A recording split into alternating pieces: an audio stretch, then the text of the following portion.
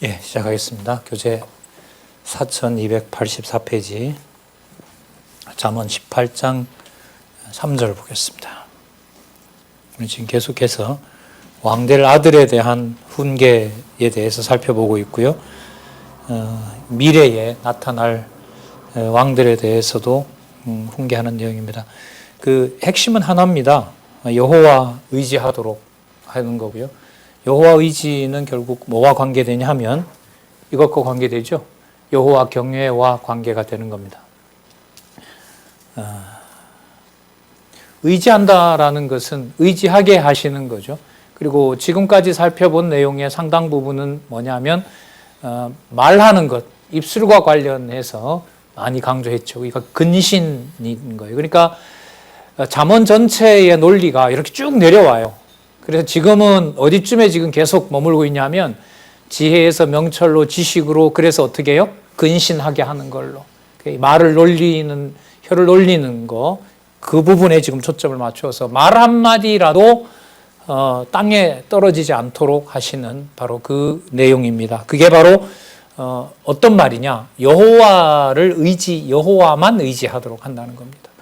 여호와만 의지하게 되면 여호와만 경외하게 되니까요. 자, 18장 3절에 악한 자가 이를 때에도 멸시도 따라오고, 이를 때에는 멸시도 따라오고 부끄러운 것이 이를 때에는 능력도 함께 오느니라. 자, 3절을 2절과 연관시키면 이렇게 이와 같이 이렇게 넣어도 됩니다. 이와 같이 이렇게 악한 자가 이르게 되면 멸시가 따라오고 부끄러운 것이 이르게 되면 능력도 함께 오게 된다. 그래서 나라를 11지파 차지했다고 그게 만세 부를 일이 아니다라는 겁니다. 그러나 이렇게 되겠죠. 그러나 명철한 사람의 입의 말은 깊은 물과 같고 지혜의 샘은 솟구쳐 흐르는 내와 같으니라. 자, 그래서라고 해볼게요. 그래서 악인을 두어하는 것과 악인을 편드는 것이죠. 재판할 때 의인을 억울하게 하는 것, 이것은 선한 일이 아니다. 그래서 결국 미련한 자의 입술은 다툼을 일으키고 그 입은 매를 자청하게 된다. 자, 이제 결론 부분에 가니까요. 단락의 결론이니까. 자, 그래서 미련한 자의 입은 멸망이 되고 그 입술은 영혼에 뭐가 된다? 그물이 돼요.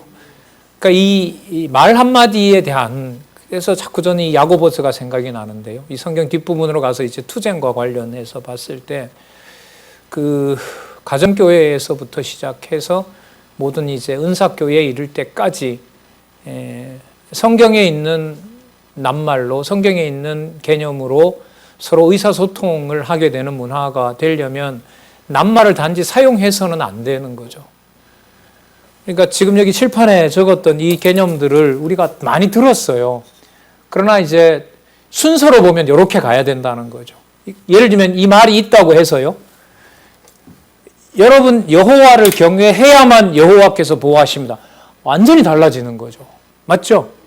자, 여호와 앞에서 근신하지 않으면 여호와께서 절대로 지혜 안 줍니다. 낱말은 다 사용하잖아요. 근데 의도는 완전히 정반대인 거예요. 예. 자, 그러니까 진짜 우리말에 아다르고 오다라는 그 이상의 의미를 가지고 있습니다.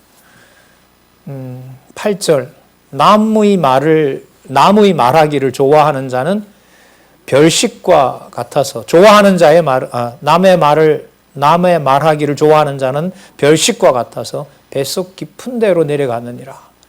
그리고 자기 일을 게을리하는 자는 망한다는 거죠. 패망하는 자의 형제가 된다. 그러니까 이걸 어떻게 지금 연결을 시키냐면요.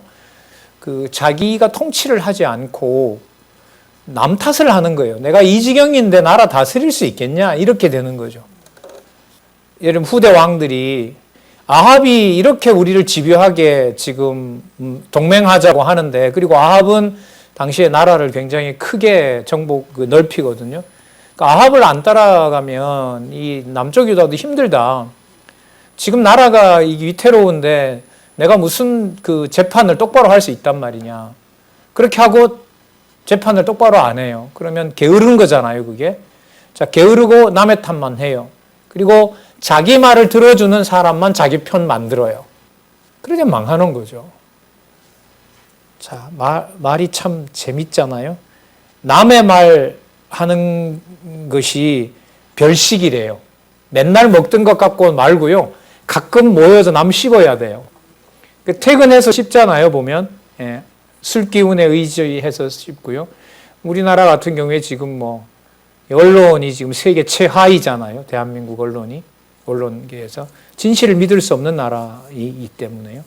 그래서 막 기자들에 대한 욕들이 다 나오는 그런 시대에 사는 거죠. 예수님 당시에도 보면 예수님 부활했을 때 어떻게 합니까? 돈으로 매수하죠. 돈으로 매수하고 예수의 제자들이 훔쳐갔다라고 하는 거죠. 그러니까 뭐 언론과 돈 권력이 붙어버리면 진짜 나라도 어려워지는 거라고 할 수가 있겠죠. 자, 그래서 로마서부터 보면은요, 한번 유의해서 보세요. 바울 서신의 뒷부분에 가면 진리를 왜곡하는 자를 지목해서 반드시 찍어내라 그럽니다. 그리고 원수같이 대하지 말고 형제같이 대하고 원수를 네가 갚지 말라고 이렇게 또 구약에 인용을 해서 얘기를 해요. 그러니까 진리를 구분하는 것하고요, 그냥 대충 넘어가는 이런 구분을 시키고 있어요, 하나님께서. 모르면 그런데 뭐 어떻게 돼요? 뭐가 진리인지 아닌지를 모르면 좋고 좋은 거죠. 좋은 게 좋은 걸로 가요. 예, 그렇죠. 참 민감한 부분이죠. 성숙한 어른, 지혜자인 백발의 영광을 누리는 분의 지혜 속에 이런 분별력이 없어지게 되면 참 불쌍한 거죠. 또 그런 어른들을 모르는 세대 같으면 참 비참한 세대인 거고요. 그래서 오직 의지할 망대는 여호와의 이름이기 때문에 여호와의 이름만 경외하도록 하라는 것이 바로 그 다음 부탁입니다. 18장 10절에 당장 나오죠. 자, 여호와의 이름은 뭐라고요? 견고한 망대라. 그러면 여호와의 이름이 견고한 망대라는 말은 여호와께서 알려주는 게 뭡니까? 든든한 망대라는 거죠. 저기 백성이 온다. 저기 적군이 온다. 망대에서 보니까 이 망대하고요, 적군이 와도 여호와께서는 유다 왕조 보호한다는 것을 믿는가 하고 어떤 게 진짜 오리지널 망대인가요? 후자인 거죠. 지금 이걸 얘기하는 겁니다. 그러나 사람의 경우로 보면 뭐에 의존해요? 눈에 보이는 거에 의존하죠. 예. 의인은 그리로 달려가서 안전함을 얻느니라 여호와 이름에. 자, 하지만 부자의 재물은 그의 견고한 성이라. 그러니까 부자는 어디에 의존해요? 재물에 의존하죠. 그가 높은 성벽같이 여기느니라. 그렇죠. 돈만 있으면 뭐 다 할 수 있잖아요. 우리나라 뭐 기업 하나가 우리나라 전체 자산보다가 높잖아요. 그런 나라잖아요. 자, 12절 사람의 마음에, 여기 사람은 누구냐면요, 앞부분에 나왔던 대로 부자처럼 겸손하지 못한 자들, 악인들, 그런 사람의 마음에 교만은 멸망의 선봉이요 겸손은 존귀의 앞잡이니라. 그러니까 16장 18절에도 이게 또 나왔었거든요.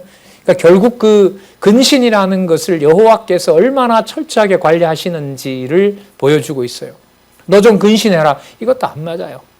하나님께서 진노할 때까지 진노하시고요, 멸망시킬 때 되면 멸망시키고 돌아올 자 돌아오게 하는 거죠. 참 아차하는 순간이 아닙니까? 선을 넘어서 하나님 자리로 가느냐 아니면 피조물의 자리로 가느냐, 이걸 하나님께서 철저하게 관리를 해주신다는 겁니다.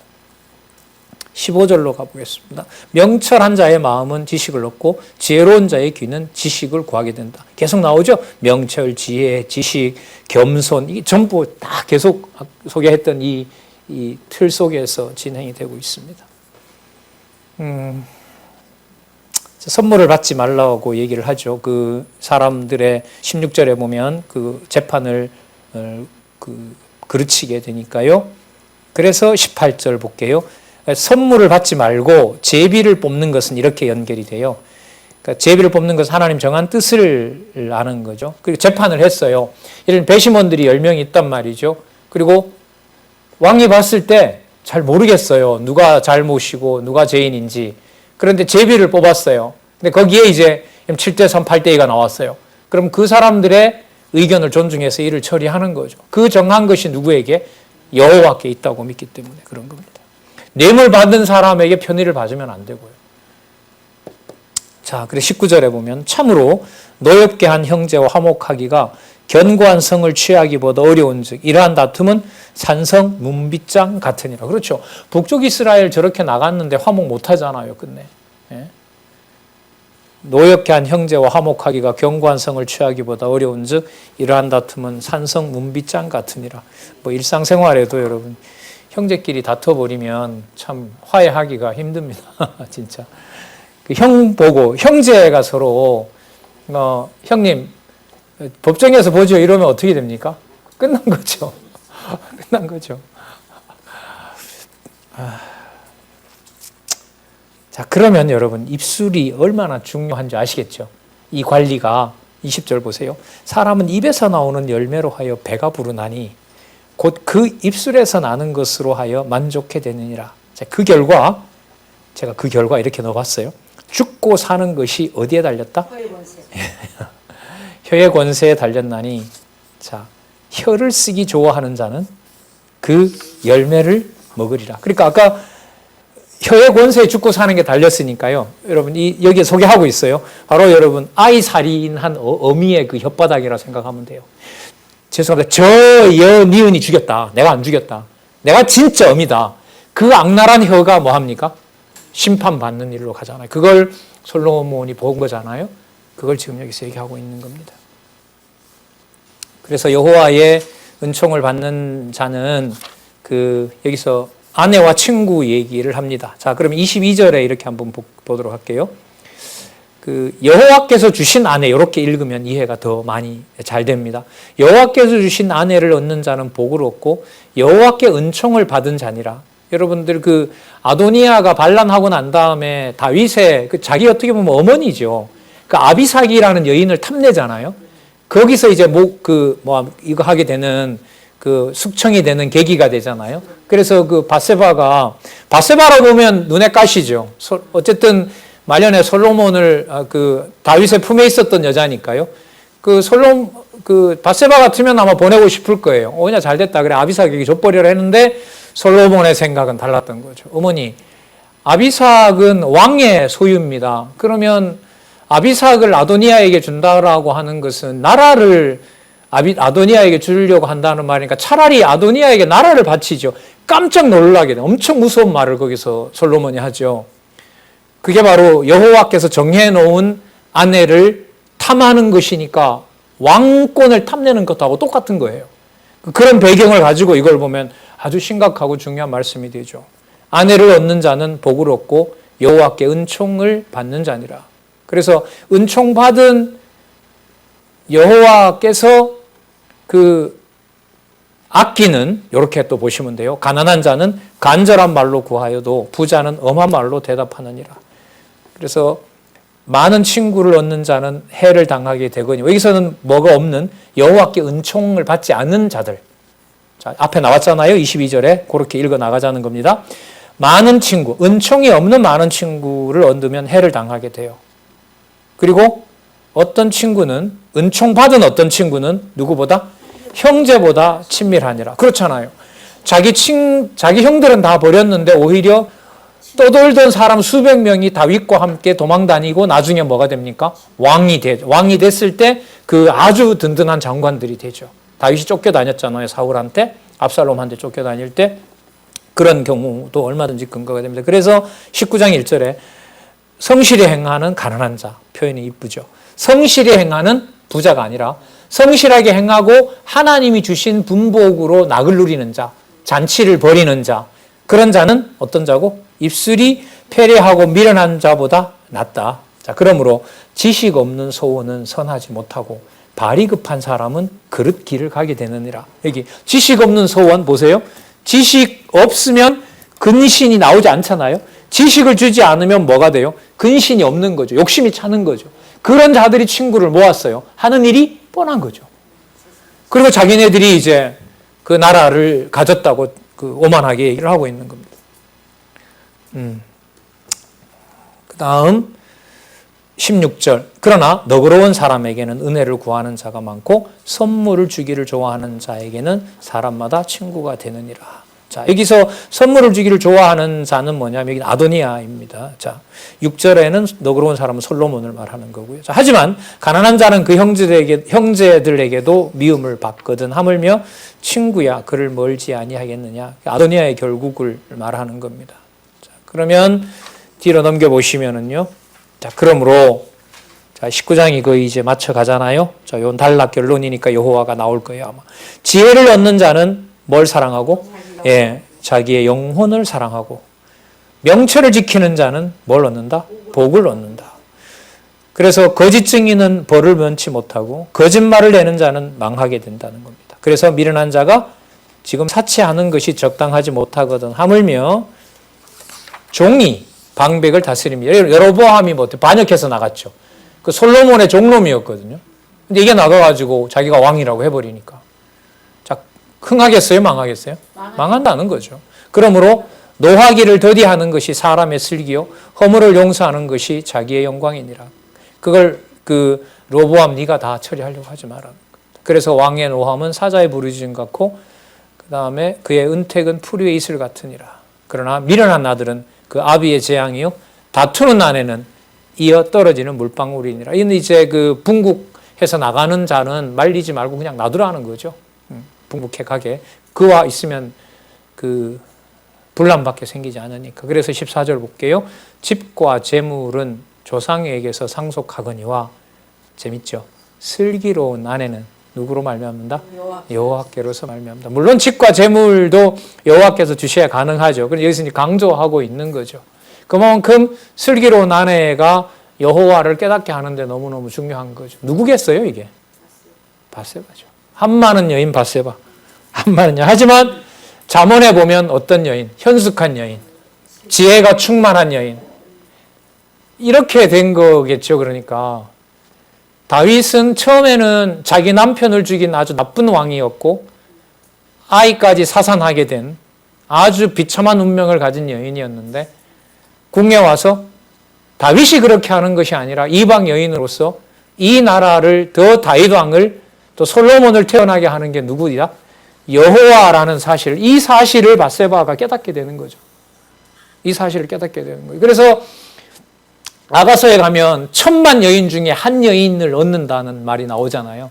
그게 술람미인 거죠. 솔로몬이 노래한 거잖아요. 그렇게 연결이 되는 겁니다. 자, 슬기로운 아내는 여호와께로 말미암느니라. 그 다음 15절에 보시면요. 만약에 그 슬기로운 아내가 없다면은 이렇게 읽어도 돼요. 게으름이 그 사람을 깊게 잠들게 하고 태만이 그를 줄이게 만들어버린다. 자, 이처럼 계명을 지키는 자는 자기의 영혼을 지키거니와 그 행실을 삼가지 아니하는 자는 죽으리라. 이렇게 됩니다. 자, 그래서 가난한 자를 불쌍히 여기는 것은 여기서 가난한 자는 여러분 장차 망할 나라, 지금은 커 보이지만 북이스라엘을 얘기를 이야기한다고 보면 돼요. 그러니까 장차 망할 북이스라엘인 가난한 자를 불쌍히 여기는 것은 여호와께 꾸이는 것이니 그 선행을 갚아주리라. 그러니까 여호와에게 꾸어준다는 거예요. 이 말은 무슨 뜻이냐면 자기가 원수를 안 갚는다는 말은 나중에 여호와로부터 원수를 너가 안 갚았구나. 그래서 그 나라가 너의 나라가 어떻게 된다? 부흥하게 되고 그 나라가 더 잘 될 것이다라는 비유라고 할 수 있죠. 그러니까 하나님한테 여러분 내가 채무자가 됐으니까 하나님이 채권자가 됐으니까 하나님이 나한테 당연히 갚는다는 거죠. 이 말은 무슨 뜻이겠어요?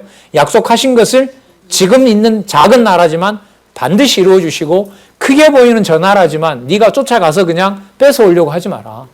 하나님께서 반드시 돌려주시기 때문에 그렇다. 자, 그렇게 이해하시면 돼요. 자, 그 다음에 9장 18절부터 22장 16절에 보면 아까 여호와를 의지하라고 했었잖아요. 그 결과는 뭐냐 하면 19장 18절부터 22장 16절에 보면 여호와를 뭐하게? 경외하도록 하기 위해서 그렇게 합니다. 내용은 좀 더 이제 깊이 들어가게 됩니다. 내용은 오직 여호와의 뜻이 온전히 서기 때문에 앞으로 나타날 아들들을 여호와를 경외하지 않았을 때는 강하게 얘기합니다. 엄하게 다스리라고 그래요. 오늘 잘못된 아내를 얻어서 즐겁게 지내고 통치를 잘못하고 있는 아들이 있으면은 그냥 놔두라고 하지 말고 때려도 죽지 않을 만큼 징계를 하라는 말이 여기에 나타납니다. 예. 그러니까 여호와 경외가 최고인 거죠. 예. 근데 여러분 지금은 이게 이제 이런 그대로 액면 그대로 하면 안 되죠. 주 안에서 양육하라는 말씀도 나오지만은 진리의 그 말씀으로 자녀를 양육하지 않는 진리의 말씀으로 양육하게 되면 그게 바로 뭐와 뭐를 다 가능하게 하죠. 교훈과 책망과 바르게 함과 의로 교육하기에 여호와께서 다 하십니다. 하나님께서. 그러니까 이런 부분을 기독교 교육학 차원에서 우리가 심도 있게 좀 나누지는 사실 못했어요. 전통 어떤 이런 데 매여가지고. 그런데 우리 얼마 전에 지났잖아요. 14년이었죠. 303명 죽은 사실 아시죠? 세월호 사건. 예.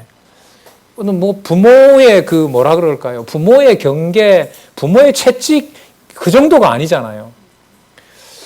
그러니까요. 진짜 혼란스러웠는데요. 기사도 몇 번 쓰고 했는데, 근데 이게 심하기도 하지만은 이 남쪽 유다도 하나님께서 결국은 르호보암 이후에 자녀들을 어떻게 해버렸어요? 결국은 망하게 해버리잖아요. 그죠? 예, 나중에 시드기야는 뭐 보는 앞에서 눈도 뽑히게 되고요. 자녀들은 그 앞에서 다 죽게 되고 이런 일을 하나님께서 섭리해 가시거든요. 나중에 이제 마지막 체질은 마지막 매는 하나님이 누구한테 드시냐면 결국 그리스도에게 들어요. 아버지 어찌하여 나를 버리셨나이까라고 함으로써 그리스도가 당하는 아버지로부터 맞는 매겠죠. 그러니까 남쪽 북쪽 이스라엘이 망한 것이 그리스도의 죽음과 부활이니까요.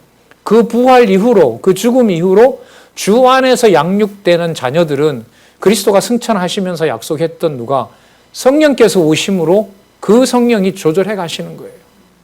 요즘 뭐 이제 자녀 학대 문제 때문에 입법도 지금 막 서두르고 있는 그런 상황인데요. 제가 한 30년 전에 20년 전에 독일 갔을 때 보니까 거기는 이제 부모를 자연스럽게 고소해요. 폭력을 가하면 법이 있었습니다. 그때는. 근데 우리나라는 법을 입법하려고 하니까 매질은 가끔 필요하다고 50%가 또 넘어버리죠. 참 이중적이에요, 우리나라가. 언론에 통해서 죽일 놈이다, 뭐 저런 아버지가 없냐, 어머니가 어딨냐라고 그렇게 질타를 해도 막상 딱 자기 문제로 가서 앙케이트 조사하면 53%인가는 가끔은 때려야 된다, 또 이렇게 얘기를 하니까요. 이중적이죠. 근데 기독교는 이걸 다 넘어섭니다. 예, 다 넘어서고요. 실수하게 해서 여러분 또 뭐 작은 사람도 많은 실수를 사실 했는데요. 그러니까 여호와 경외라는 데 초점을 맞추어서 생각을 하지 않으면 남쪽 북쪽 이스라엘의 이 문제와 연관을 해서 답을 끌어내기가 힘든 거고요. 또 자녀 문제를 성령께서 중생시키는 문제하고 깊게 고민을 하지 않으면은 가정교회까지 이렇게 나아가기가 좀 어려워요. 그래서 구약시대와 신약시대에 무엇이 폐해지고 무엇이 새롭게 실체로 드러났는지에 대한 것을 가정교회와 연관해서 그 대목이 나올 때마다 강조를 좀 많이 드리고 있습니다. 자, 볼까요? 16절에, 읽었죠? 그래서 17절도 읽었네요. 장차 망할 북이스라엘인 가난한 자를 뭐 하는 것이? 불쌍하게 여기는 것이 여호와께 구워주는 것이다. 그 다음 여호와 경외하는 것을 훈계하는 내용들이 나타납니다. 자, 19장 18절에서부터 26절을 보겠습니다. 여호와 경외하게 아들을 부지런히 뭐 하라고요? 견책하라고 나옵니다. 자, 어디를 보시냐면요. 18절 보겠습니다. 내가 내 아들에게 소망이 있은즉 그를 징계하고 어떤 마음? 죽일 마음은 두지 말지니라. 여러분 여기 본문에는 소개를 안 했는데요. 이 예를 한번 들어볼게요. 여러분 압살롬이 반역하죠. 근데 군대 장관 요압은 압살롬을 죽이려고 하죠. 나중에 결국 죽여요, 압살롬을. 근데 다윗은 그 병사들에게 공개적으로 부탁을 하죠. 누구를 죽이지 말라. 압살롬을 죽이지 말고 데려오라 그럽니다. 그러니까 요압이 나중에 죽여서 결국 요압은 나중에 명을 어겨서 결국 숙청되는 길로 가잖아요. 그러니까 다윗을 통해서 그 다음에 아도니아 같은 경우에도 여러분 다윗이 직접 손들고 죽여도 돼요. 왜? 반역한 놈이니까 아들이지만 그렇죠? 그런데도 자기 손에 피를 안 묻히게 하죠. 바로 이런 거죠. 그러나 징계는 하죠. 가서 요압 보고 잡아오라고는 하지만은 목숨에는 손을 대지 말도록 하는 거죠. 그런 지혜를 하나님께서 주셔야 되는 거예요. 죽일 마음은 두지 말라. 왜? 자기 자식이 아니니까요. 여호와께서 그 지혜를 보존시켜야 될 왕가기 때문에 20절 볼까요? 너는 권고를 들으며 훈계를 받으라. 그리하면 내가 필경은 지혜롭게 되리라. 자, 왜냐하면요. 21절 제가 왜냐하면 넣어봤습니다.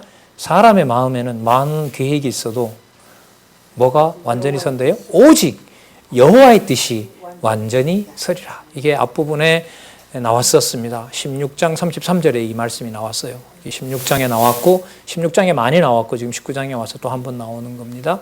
자, 그래서 사람은 그 인자함으로 남에게 뭘 받는다? 사모함을 받느니라. 가난한 자에게 거짓말하는 자보다 가난한 자는 거짓말하는 자보다 나으니라. 그 다음 23절 보세요. 여호와를 경외하는 것은 사람으로 어디에 이르게 한다? 생명에. 또 나오잖아요. 생명에 이르게 한다. 그러니까요. 나라가 보존하게 되는 한나들이 여호와 경외하는 지식만 얻으면 다윗 왕가는 아무 문제가 없는 거예요. 그러면 그 아들 하나 남은 아들이라도 듣게 하려면 뭐 해야 되겠어요? 징계하는 거죠. 징계해서 돌아오게 하는 거예요. 바벨론 포로로 잡혀가잖아요. 거기서도 또 왕자가 태어나는 거예요.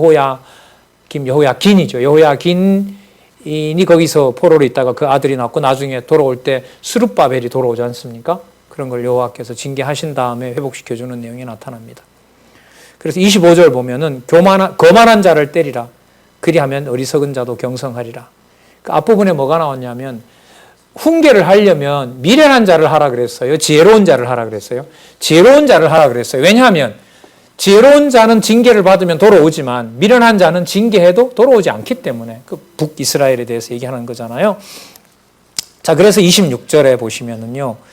여호와 경외하는 생명, 아까 생명이 나왔었죠. 몇 절에 나왔죠? 23절에. 그러니까 여호와를 경외하는 것은 사람으로 생명에 이른다고 했으니까요. 자, 26절에 이렇게 읽어볼게요. 여호와 경외를 생명으로 여기는 아들, 이렇게 보면 돼요. 아비. 자, 다시요. 여호와 경외를 생명으로 여기는 그 아비를 구박하고 어미를 내어 쫓는 자는 어떻게 된다? 자를 견책하라. 그리하면 그가 뭘 얻으리라? 예. 그가 지식을, 부끄러움을 끼치며 능력을 부리는 자식이니라. 그렇죠. 아비를 구박하고 어미를 쫓아내지 말아야 되는 이유가 바로 뭐냐면 앞부분에 나온 대로 여호와 경외하는 생명을 그로부터 받으니까. 그러니까 율법에 의하면 그런 자는 뭐예요? 돌로 쳐 죽이라고 나오잖아요. 예. 나중에 그러니까 바리새인들이 자기가 하나님 아들이라 그러고 사흘 만에 성전을 짓겠다고 하니까 돌을 들어서 예수님을 치려고 하는 그런 걸로 이루어지죠, 이게. 그러니까 자기네들은 뭘 이루었다고 생각할까요? 모세의 율법을 순행했다고 하지만 예수님이 봤을 때는 이미 그 법은 죽은 법이고 오히려 그들은 정죄받는 일이 벌어지죠. 아무리 예수님을 죽이고 싶어 해도 자기네들은 완벽한 구실이 된다고 보겠죠.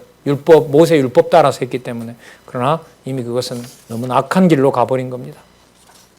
그래서 그 아들을 거짓 유혹에서 빠져나오게 하는 것이 중요하다라고 얘기를 합니다. 27절에 보시면 내 아들아 지식의 말씀에서 떠나게 하는 교훈을 듣지 말라라고 얘기를 합니다. 왜냐하면 망령된 증인은 공의를 없인 여기고 악인의 입은 죄악을 삼키기 때문에 그렇다는 겁니다. 자, 20장 1절에 보시면은요.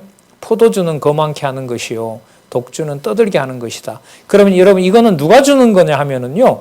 28절에 보면 망령된 증인 있죠. 28절에. 그리고 29절에 보면 심판은 거만한 자가 나오죠. 그죠? 그럼 이때 포도주는 누가 주는 거냐 하면 망령된 증인하고요. 그 다음에 거만한 자가 주는 포도주를 말해요.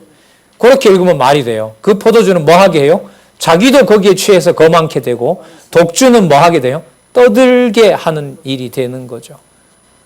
자, 이와는 달리 2절에 왕의 진노는 사자의 부름짖음 같으니 그를 노하게 하는 것은 무엇을? 자기의 생명을 해하는 또 생명 얘기가 나오잖아요. 그래서 다툼을 멀리하는 것이 사람에게 영광이다. 그러니까 모사꾼들을 불러다가 자기 듣기 좋은 얘기해서 그 얘기를 가지고 예를 들면 그릇된 정치를 하지 말라고 하는 거죠. 5절 사람의 마음에 있는 모략은 깊은 물 같으니라. 그럴지라도 누구는 명철한 사람은 그것을 끌어낸다는 거죠.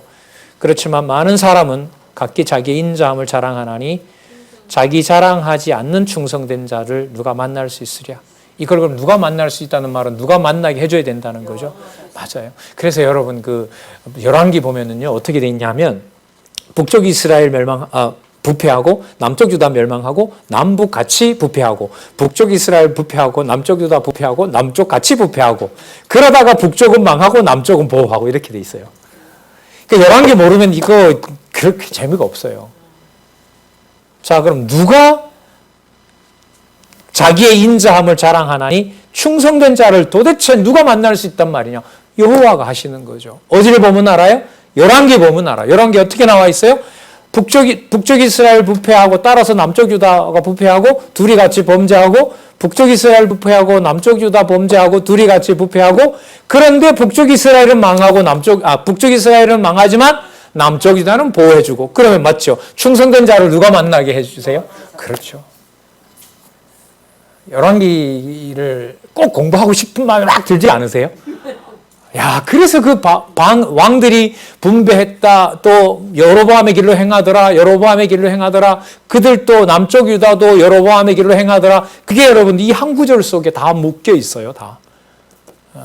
그래서 지금 이 강론집은 그걸 소개를 하고 있고요. 자, 보겠습니다. 과연 그런지. 그러면 여기 20장 7절에 나오는 이거 한번 해석을 한번 같이 해보시도록 할까요? 완전히 행하는 자가 의인이라. 여기서 완전히 행한다는 것은 우리가 시편에 배웠었죠. 시편 몇 편? 가장 긴 편. 119편. 119편에서 완전한 자는 어떤 자가 완전하죠? 여호와의 법을 즐거워하는 자. 대적에게 맡겨도 여호와의 법을 생각하는 자. 자기가 버려져도 여호와의 약속을 생각하는 자. 여호와의 성전에 불에 타도 여호와가 살아계심을 믿는 자. 그 자가 바로 주의 법을 즐거이 묵상하는 자고 그 자가 완전히 행하는 자예요. 이렇게 잡으시면 분명합니다. 자, 어디를 보시냐면요. 의로운 왕이 지혜롭게 나라를 다스리는 지혜를 가르쳐 주시는 내용인데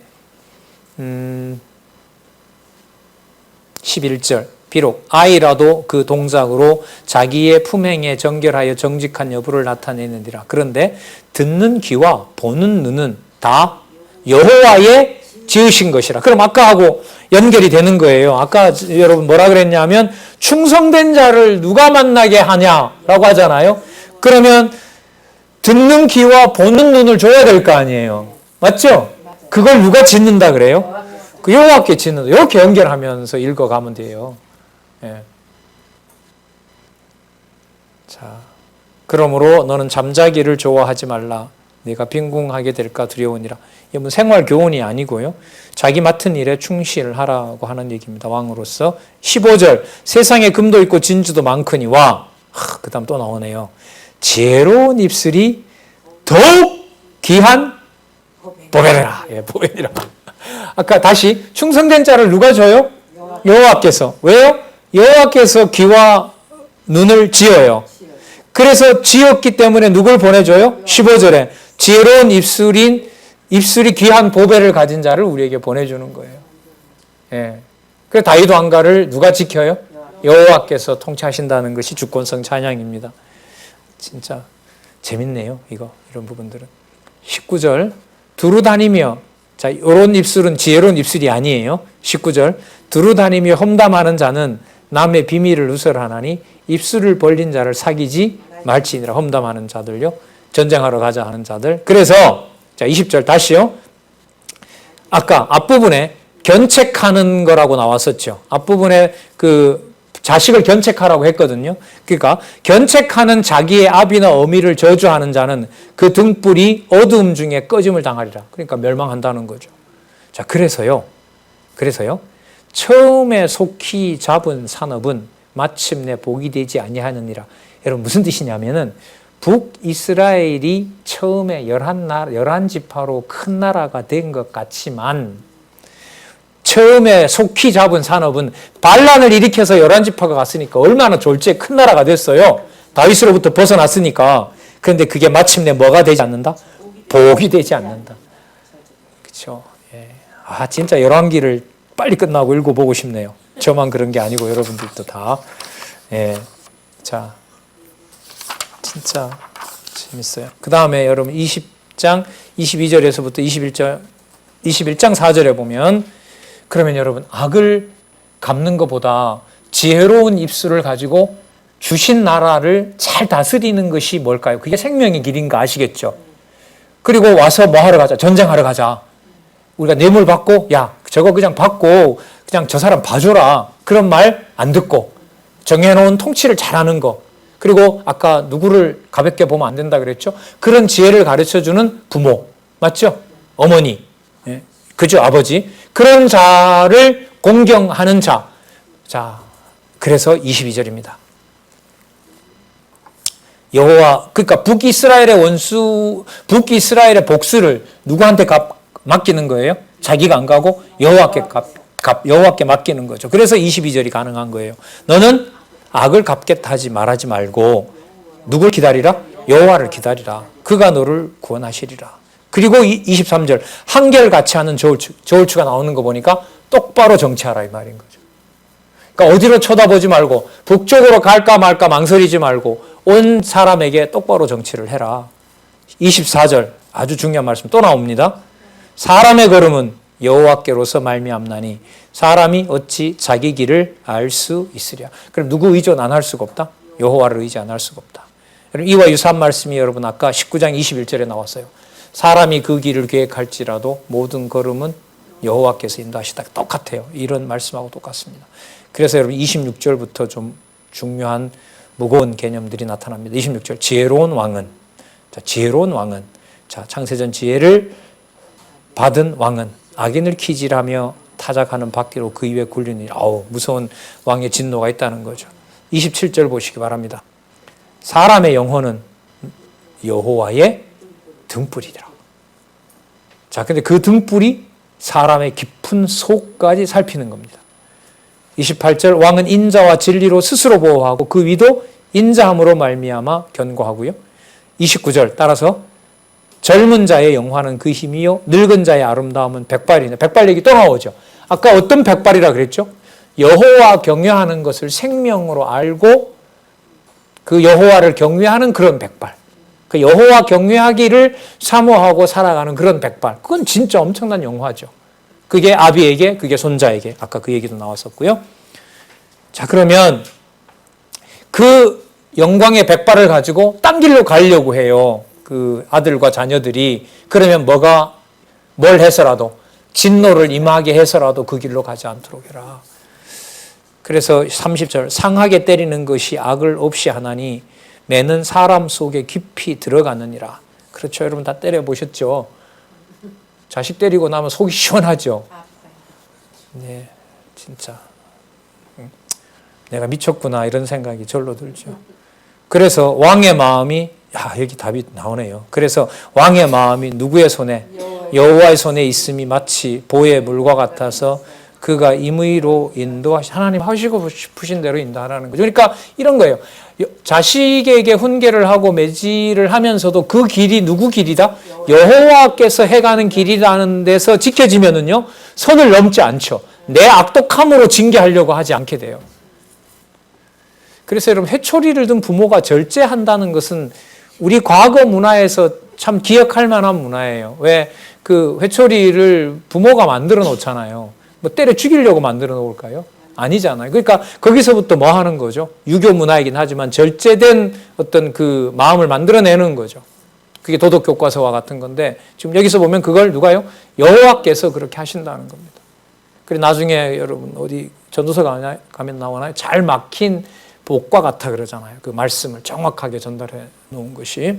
자, 그래서 3절에 보면 2절에 보면 사람의 행위가 자기 보기에는 모두 정직하여도 여호와는 심령을 감찰한다. 그러니까 노인인 할아버지, 백발을 가진 영광스러운 백발의 영광을 가진 할아버지가 볼 때는 젊은 손자가 하는 일이 뭐예요? 악일 수 있거든요. 자기는 그게 확신에 찬 일이라고 하지만 그걸 이제 아비를 통해서 그 백발을 통해서 백발의 이 어른을 통해서 배우지 않으면은 이제 악행을 하게 되는 거죠. 그래서 4절에 자 그렇다면은 눈이 높은 것과 마음이 교만한 것과 악인의 형통한 것은 뭐다?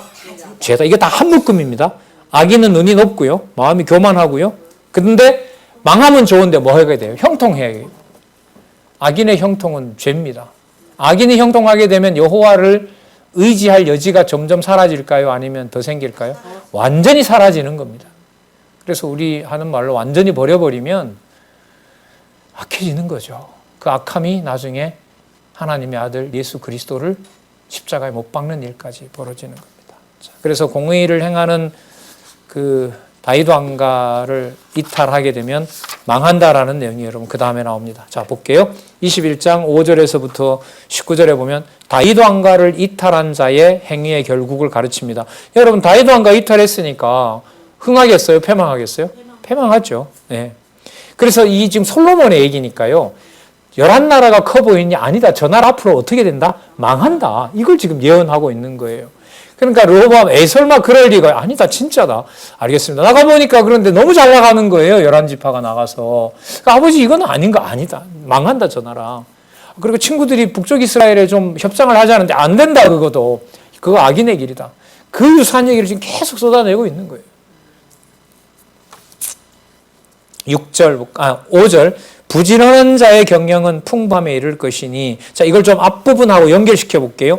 여호와께서 기뻐하는 의와 공평을 행하는 부지런한 자는 부지런한 왕은 이러면 돼요. 앞부분에 나온 거예요. 여호와께서 기뻐하는 의와 공평을 행하는 부지런한 자. 그러니까 이게 생활 교훈이 아니에요. 아침에 일찍 일어나라 이런 게 아니란 말이에요. 아니에요. 철저하게 역사적 배경을 가지고 있어요. 그래서 6절에 보면 속이는 말을 안 하죠. 부지런한 자는. 맞죠? 자기에게 주어진 일만 성실하게 하는 겁니다. 속이는 말로 재물을 모으는 것은 죽음을 구하는 거라 그러잖아요. 자, 그래서 9절에 보면 다투는 여인과 함께 큰 집에서 사는 것보다 움막에서 혼자 사는 것이 나으니라. 분국이 정당하다. 그러니까 저 11지파가 가면 안 되는데 이런 소리 하지 말라는 거죠. 불편한 여인을 보내는 게 훨씬 낫다. 그럼 나라가 줄어들잖아요. 여호와요. 아니다. 여호와를 경외하는 것이 근본이다. 이렇게 교훈하겠죠. 자, 12절.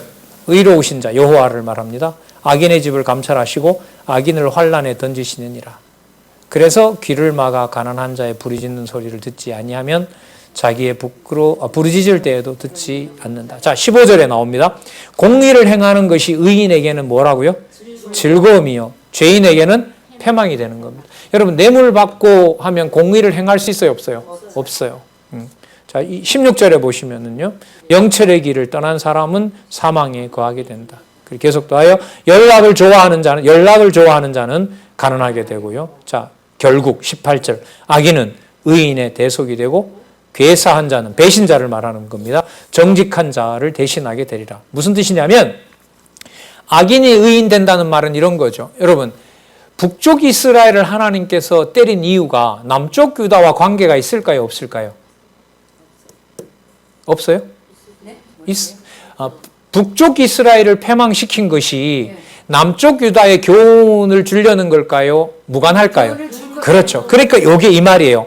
악인은 의인의 대속이 된다는 말은 북쪽 이스라엘이 나간 나라가 망함으로 그걸 보고 남아있는 남쪽 유다가 뭐 하는 거죠? 경계하게 되는 겁니다. 아, 여호와를 잘 섬겨야 되겠구나. 이게 이 말이에요. 괴사한 자는 정직한 자의 대신이 된다. 배신한 자들은 남쪽 유다가 정직을 배워나가는 일에 도구가 되는 거죠. 예. 이 다 역사적 내용을 가지고 있어요. 그래서 19절에 다투며 성내는 여인과 함께 사는 것보다 여로보암이죠. 광야에서 혼자 사는 것이 나으니라. 그러니까 분국되는 것이 나쁜 일이 아니라 좋은 일이다. 그걸 여호와께서 그렇게 하신다. 자, 왜냐하면 어떠한 지혜와 명철도 전부 여호와를 이길 만한 여호와를 능가하는 게 있을까요? 없을까요? 없어요. 여러분 여기서 중요한 내용들이 마음껏 쏟아집니다. 마음껏 만끽하시기 바랍니다. 볼게요. 21장 20절에서부터 22장 5절까지. 자, 아까 보세요. 지혜 있는 자는 아까 남겨놨죠. 어떤 자들? 분리해서 떠나보내고 남은 자들. 그 자들이 지혜 있는 자예요. 그 지혜의 집에 뭐가 있어요? 보배와 기름이 있어요. 21절에 보세요. 의와 인자를 따라 구하는 자는 생명과 의와 영광을 얻느니라. 그래서 지혜로운 자는 용사의 성에 올라가서 그 성에 견고히 의뢰하는 것을 파하니라. 왜냐하면 자, 성을 지을래, 여호와를 경외할래. 뭘 얘기하는 걸까요? 여호와 경외하는 거죠. 이제 자, 그래서 23절. 여호와 경외하니까 빨리 성사 짜고 독촉을 하지 않겠죠. 여호와를 먼저 경외하라고 하겠죠. 그래서 23절에 이런 말씀이 가능한 겁니다. 입과 혀를 지키는 자는 그 영혼을 환난에서 보존하느니라. 이렇게 되는 거죠. 그 악한 자들은 그 자기 나라가 전쟁에 이기려면 뭐 합니까? 특사를 보내죠. 특사를 보내서 왕의 이름으로 뭘 그 도움을 요청합니까? 군대나 칼과 창을 더 요구할 거 아니에요. 그러니까 막 떠벌리잖아요. 이곳저곳에 보내서 뭘 보내라. 뭐 용병을 데려오고 무기를 데려올 거 아니에요. 자, 그런 자는 입을 지키는 자예요? 안 지키는 자예요? 안 지키는 자인 거죠. 대적들은 그렇게 한다는 거예요. 그러나 입과 혀를 지키는 자는 무엇을? 그 영혼을 환난에서 보존하게 된다는 겁니다. 자, 이런 악인들은 결국은 하나님 앞에서 제대로 통치하는 것보다가 입소문을 듣고 자기들이 끼리 만들어 모여서 악을 도모하게 되겠죠. 그런데 그 악을 도모한 것이 승리를 보장한다 못한다? 못한다는 것이 이 내용이고요. 그래서 28절입니다. 거짓 증인은 패망하려니와 확실한 증인의 말은 힘이 있느니라. 30절로 가겠습니다. 체크하실 준비하시고요. 지혜로도 명철로도 모략으로도 여호와를 당치 못하느니라. 그럼 여기서 말하는 지혜와 명철과 모략은요, 누구 중심이에요? 여호와 중심인 거예요. 자, 여기서 재밌는 정리를 하나 하고 갈게요. 여러분, 여기 지혜 나왔죠? 명철 나왔죠? 뭐 나왔어요? 모략 나왔죠? 그런데 지혜와 명철, 모략이 끊어져 버렸어요. 누가 없는, 여호와가 없는 이거는 아무것도 아닌 거예요. 이 구조가 어디에 나오냐면 전도서의 시작이 돼요. 지혜와 명철과 지식과 근신 가지고 아무리 큰 나라 세우고 아무리 할 짓 다 해도 뭐가 없으면, 여호와가 없으면 아무것도 아니니라. 이게 후반부의 서서히 시작이 돼요. 그래서 여기서 말하는 지혜와 명철, 지식은 지금 제가 써놓은 것은 누구로부터 공급받는? 여호와로부터.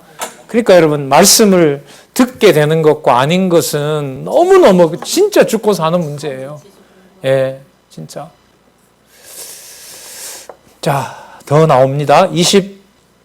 31절. 싸울 날을 위하여 마병을 예비하거니와. 나오죠? 그렇죠. 싸우려면 마병을 준비해야지 여호와를 경외하면 되겠어요?